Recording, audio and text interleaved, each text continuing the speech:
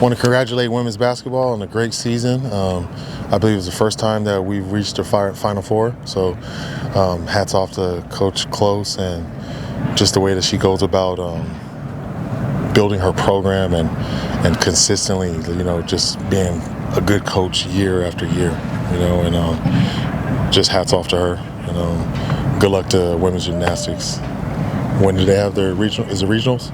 Yeah, good luck on their regionals. So we're excited for them too. And had a good first week of practice. Today was the first day of pads. A lot of energy out here. Just love the way that the guys are competing. First time we had refs too, so that was also exciting just to be able to see if certain guys are committing penalties or not.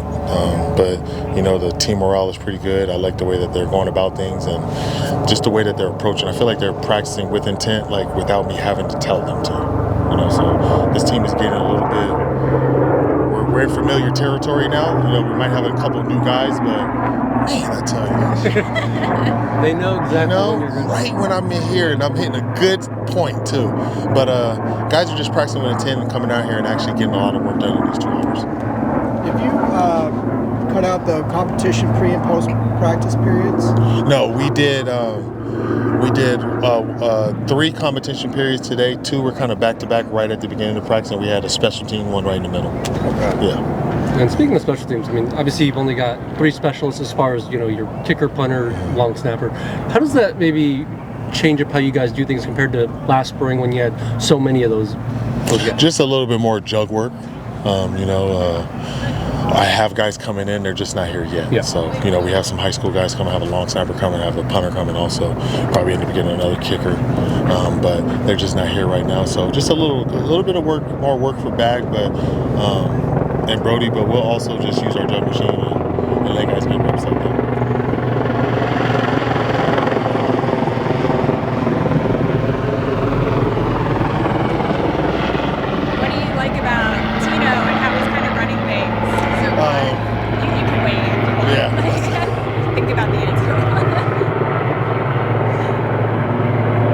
Tino's just fiery, brings a lot of energy, and he holds them accountable. Like his expectations for them is very high. Played the position at a high level, so he expects a lot out of them, and I just like the way that he approaches and relates to the players. So he's just doing a good job of motivating them and then finding ways for all of them to get reps also. So it is an even competition. You got a big signing today. Can you talk about that big recruit that's coming on campus today to sign to be a Bruin? So, huge recruit today, and we just signed Jackson to our football team, and Jackson basically is probably one of my hidden gems. We're going to sign him as an athlete. He doesn't necessarily have a position because he can do multiple things. I also think he can coach too. So, Jackson actually might be the first collegiate player coach in football. But we signed him today, and if somebody tries to steal him from me, my NIL is going to go up. We're raising a lot of money to keep him on my team, so we're good. What was your assessment of the quarterbacks today? We'll go over the film with that.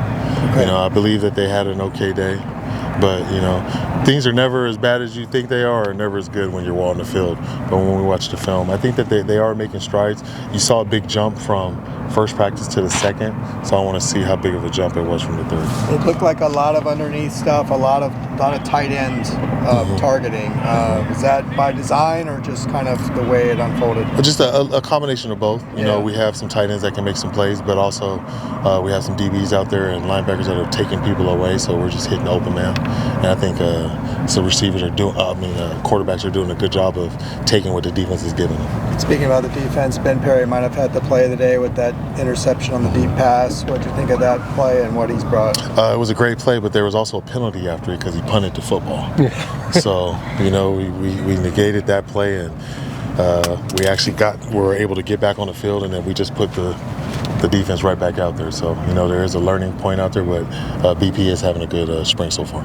Where's Hudson? We saw Hudson out there. You know, he's got that compression sleeve on his leg. How's he in his recovery? Where's he? His recovery is coming. It's going well. It's coming along. He's almost good. He's out here just catching passes and doing everything. But you know, we want to get Hudson to the season. So you know, it's just baby steps right now, and his rehab is going great. Because he's out, you got a guy like Dylan Sims, who saw a little bit today. What do you think of him, especially him being an early enrollee freshman? I love my two youngsters, Dylan Sims and Noah Flores. Noah just got here in the spring quarter. Dylan was here in winter, but they both have hit the ground running. Noah's practiced every practice so far, and he just got here. So he's already picked up the offense, and he's just doing a good job of maintaining his body weight, because it's different when you get up here and practicing harder. But I just like the way he's going about things. But him and Dylan are doing a great job so far.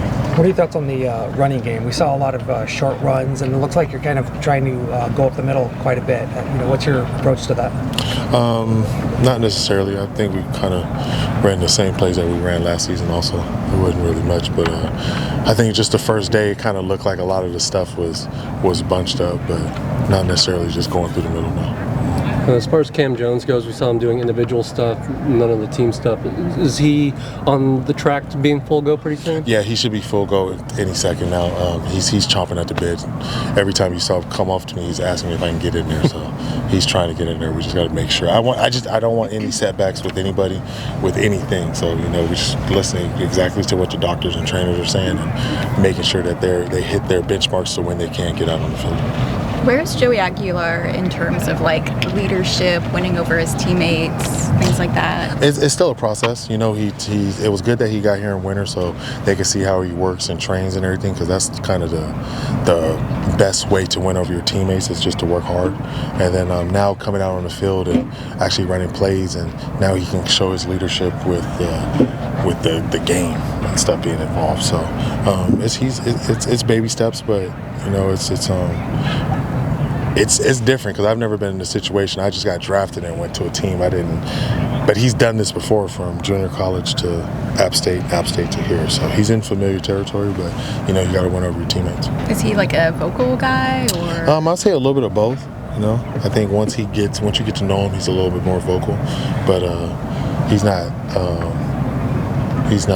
Key Lawrence or anything out here, or who else? Cole Martin. And we saw him, obviously take some chances with some mixed results here and there.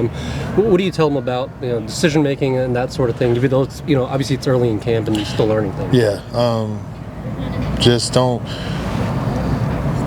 let one play ruin practice. You're still learning, you're still making plays, and we're still out here. It's day 3. So it's day 3. It's not necessarily day 3 with him being in his offense, but it's day 3 being on the field in pads and doing stuff. So, let's see how he looks next Saturday with a whole another week underneath his belt. But, with his progress right now, I'm pretty excited about it. You mentioned the energy and the excitement. So what is the main thing that the guys are excited for right now? What is really kind of driving them? I would just say just being back on the grass, just being out here. It kind of got repetitive a little bit, winter conditioning, just working out and doing 7-on-7. But now you get to actually play football. It's kind of exciting. So I was just looking forward to just being back out here. You get tired of being in the office. There's only so much you can do and watch so much film or whatnot. But, I want to get out here and just feel the guys. And I just like the way the team feels right now. We got Dorian over there. Is that Dorian? Yes, that is. That is DTR. He plays for the Super Bowl winning Eagles now, so I'm pretty excited for him. You had a lot of alumni out here today. Larry Fitzgerald, even had Trevor Reza. Oh, that was Trevor. I saw that tall guy. I didn't know who that was. Yeah. Okay, that was Trevor. Okay, nice. Yeah, so Trevor was out here. Jamichael Finley's here with his son, Caden Finley. Like you said, Larry Fitz is out here. We had I probably can't name the recruits. I was about to name the recruits, but yeah, it was a good. At least you caught yourself. It was a good. It was a good Saturday. I didn't anticipate this being this many people out here on this first Saturday, so I'm really excited about what's going to happen when we have our Friday night lights. Is this the debut of the Bruins for? Have we had this before? Or Yes, you did. Oh, you guys just didn't get to see it from the background because it was a little.